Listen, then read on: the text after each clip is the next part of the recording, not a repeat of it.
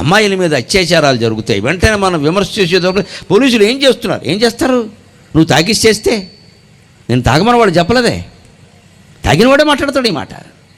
అంటే వీడు చేసే పని వీడు మాండవు, అది పట్టుకోవాలి. దొంగ తాను చేసే దొంగతనానికి సిగ్గుపడకుండా నన్ను పట్టుకోకపోవడం పోలీసు తప్పు అంటే ఈ భాషకు వ్యాఖ్యానం ఎవరు చేస్తారండి?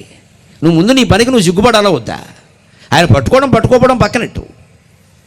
ఇన్ని వేల మంది ఇక్కడ కూర్చున్నారు. మీరు పోలీసులు 1000 మంది ఉండరండి, 100 మంది కూడా ఉండరండి. ఈవేళ కూడా 10 మందో 15 మందో ఉండుంటారు. ఎలా కాపాడుతారండి ఎవరైనా? ఇవాళకి ఏమైనా దివ్యశక్తులు ఏమైనా ఉన్నాయా?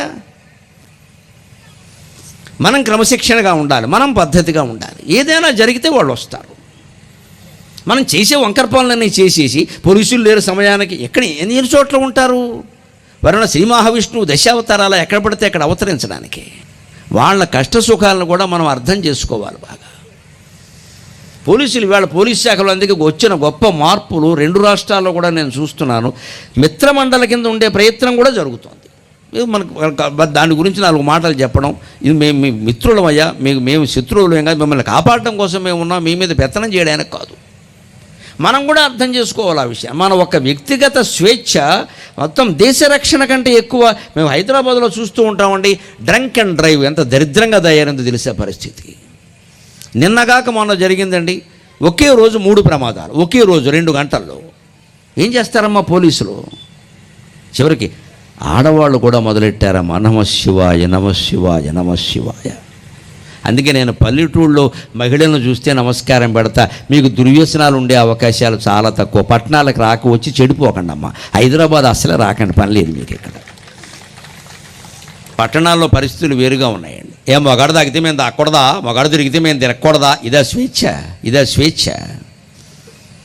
కనీసం ఇదివరకు సగం జాతి మీద అందరికీ నమ్మకం ఉండేది. మహిళలు చెడిపోరు, మహిళలు తాగరు, మహిళలు సిగరెట్లు కాల్చరు, ఇవన్నీ ఉండేవండి. ఇప్పుడు అవి ఏం లేకుండా పోయే. మొత్తం అంత సమానం. దేంట్లో? చెడిపోవడంలో, బాగుపడడంలో కాదు. చదువులు ఉద్యోగాలు సమానమైతే పర్వాలేదండి, తాగడంలో సమానమా? ఒక పోలీసు ఒక ప్రసిద్ధ కుటుంబానికి చెందినటువంటి అమ్మాయిని డ్రంక్ అండ్ డ్రైవ్లో పట్టుకుంటే మా నాన్న ఎవరో తెలుసా అందండి. మన్నాడు పేపర్లో వచ్చింది. నేను పేర్లు చెప్పడంలా కావాలని, ఎందుకంటే మంచి ఉంటే మైకులో చెప్పమన్నారు, చెడు ఉంటే చెవిలో చెప్పమన్నారు. కానీ చెప్పాలి విషయం. పోలీసు ప్రశ్నిస్తే ఏమిటమ్మా తాగి నడుపుతున్నావు అంటే, మా నాన్న ఎవరో తెలుసా? నువ్వెందుకు తాగావని అడుగుతా, మా నాన్న ఎవరు అంటావు? బుద్ధి ఉందా నీకు అంటే రికమెండేషన్. మా నాన్న అంత పెద్దవాడు కాబట్టి నన్ను వదిలేయి. పైగా రోడ్డు మీద అమ్మాయి పెద్ద గొడవ, పోలీసులు కొట్టినంత పనిచేసింది. ఈ స్థితిలో మహిళలు పురుషులు అందరూ మొత్తం పోలీసుల మీద తిరగబడుతూ రకరకాలుగా మాట్లాడితే, ఒకవేళ వాళ్ళు ఏదైనా లాఠీతో దెబ్బయ్యగానే వెంటనే వాళ్ళకి ఫోన్, మా వాడిని వదిలేయి, అందరిని వదిలేస్తామా? ఈ దేశాన్ని వదిలేయండి. అందుకే నేను మొహమాటం లేకుండా భగవత్పాదాల సాక్షిగా చెబుతున్నా, ఇప్పటికీ రాజకీయ నాయకులు కల్పించుకుని ఫోన్లు చేయకుండా ఉంటే IAS IPS అధికారులు చాలా చక్కగా పరిపాలన చేస్తారు, చాలా చక్కగా చేస్తారు. ఉండొచ్చండి 10% వాళ్ళలో కూడా పొరపాటు మనుషులు. మనలో లేరా అండి? మనలో లేరా? వాళ్ళేనా? ఎందులో లేరు? ఆకుకూరల వాడిని బుట్ట తీసి దులపవయ్యా అంటే అందులో 10% పనికిమాలిన కూర ఉంటుందమ్మా. 90% బాగుంటే చాలు కదా. ఒకరున్నారు, ఇద్దరున్నారని మాట్లాడొద్దండి. మనం ఏం చేస్తున్నాం ఇక్కడ, అది ఆలోచిస్తే అర్థమవుతుంది. ఇక్కడ అసలు తాగడమే తప్పు అన్నప్పుడు తాగి నడిపామా? తాగడమే తప్పు అన్నప్పుడు తాగడంతో చేసిన ఏ పనైనా తప్పే. దాని గురించి ఎవరు అడగకూడదా? నీ ముక్కు దగ్గర ఏం పెట్టకూడదా? నువ్వు దానికి రికమెండేషన్ చెబుతావా? వాళ్ళ అబ్బాయిని వీళ్ళ మేనల్లుండి అంటాను. పొరపాటున ఏమైనా లాఠీ జడిపిస్తే వెంటనే పోలీసులు దుశ్చర్యలు, ప్రజలపై ప్రతాపం. దుశ్చర్య ఏమిటండి? ఇది లాఠీ వాళ్ళకి ఇచ్చింది ఎందుకండి? లాఠీకి దండం పెట్టుకుని అభిషేకం చేయడానికే, చెదగొట్టడానికే ఇచ్చారు. దాన్ని ఉపయోగించకపోతే లాఠీ ఎందుకంటే పని లేక. తుపాకీ వాడకపోతే సైనికుడి దగ్గర తుపాకీ ఎందుకంటే తల కింద పెట్టుకు పడుకోవడానికే. అలా పెట్టుకుంటే ప్రమాదవశాత్తు పేలుతుంది, ఆయన పోతాడు.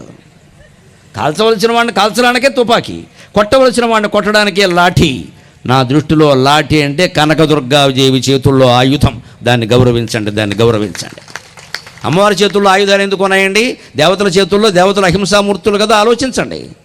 రాముడి చేతుల్లో ధనుష్యం ఎందుకండి? అందుకే పోలీసు చేతుల్లో లాఠీ.